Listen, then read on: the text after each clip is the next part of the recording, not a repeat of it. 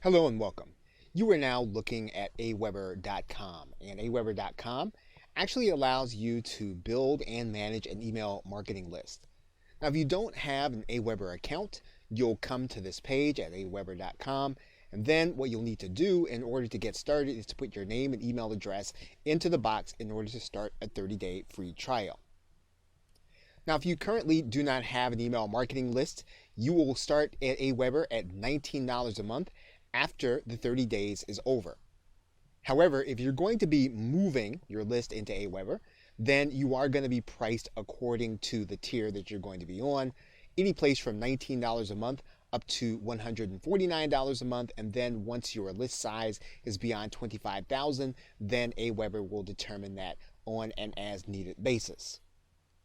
When you get started with Aweber, you are going to have to put in a credit card in order to get started because they're going to want to be able to bill you at the end of the period.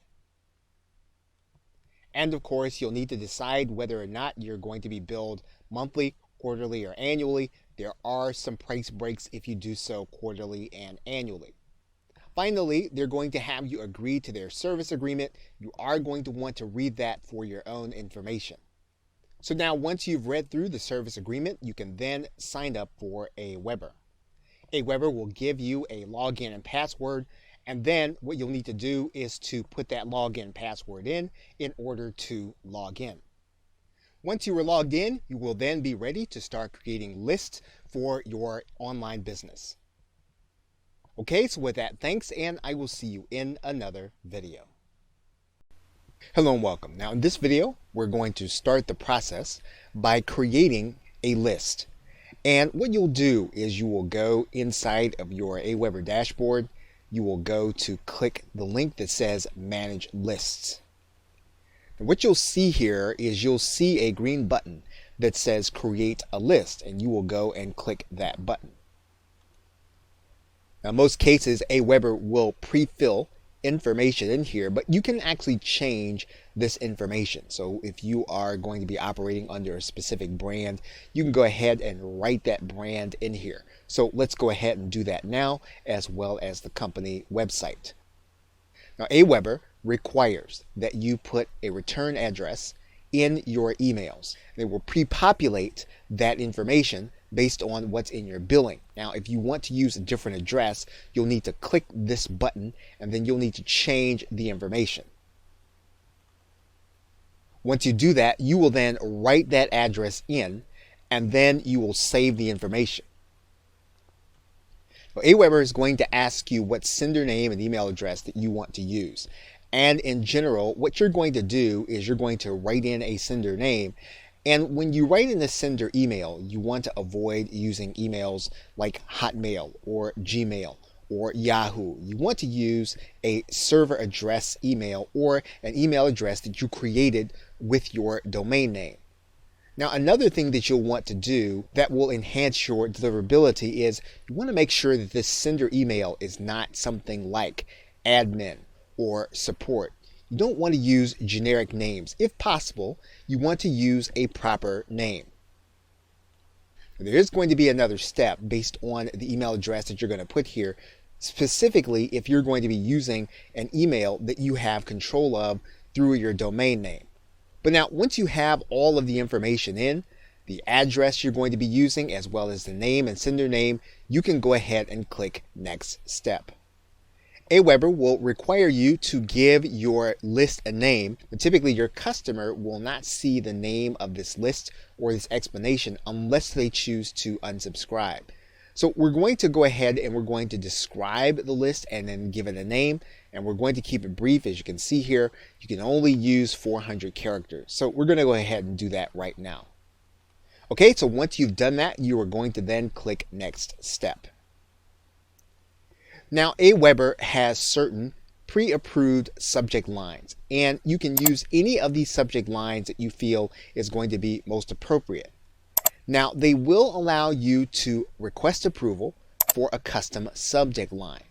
Now, once you actually write the subject line in, Aweber will take time to approve it. In the meanwhile, what they'll use is they'll use one of the default subject lines that are at the top when you first sign in. So we're going to go ahead and click cancel so that we can see these back, and we're just going to choose the first one. Now we can also make changes to the confirmation. And so what we can do is we can then make sure that this message, or this part of the message, says what we want it to say. Now we want to keep this part brief. We don't want to make this a long, drawn out paragraph. We want it to be brief so that it spells out exactly what your client is going to be getting when they sign up for your email list. In fact, you'll notice here that this says receive email from manage your list with Aweber. We might want to restate that to be a little more natural. Okay, but again, we don't make too many changes and we don't make that very long. We can also insert personalization. So in other words, one of the things that we can do is we can actually add in information that will personalize based on the information that is collected. So when your client actually comes and they sign up for your list and they use their first name, we can actually customize that information so that it says their first name, and then they'll see the message. So all we would do here is we would click one of these buttons, and this will actually personalize the message so that it will say the person's first name and then give them the actual message. And this can sometimes help you with issues of deliverability. But again, that's optional. You don't have to do anything with this information.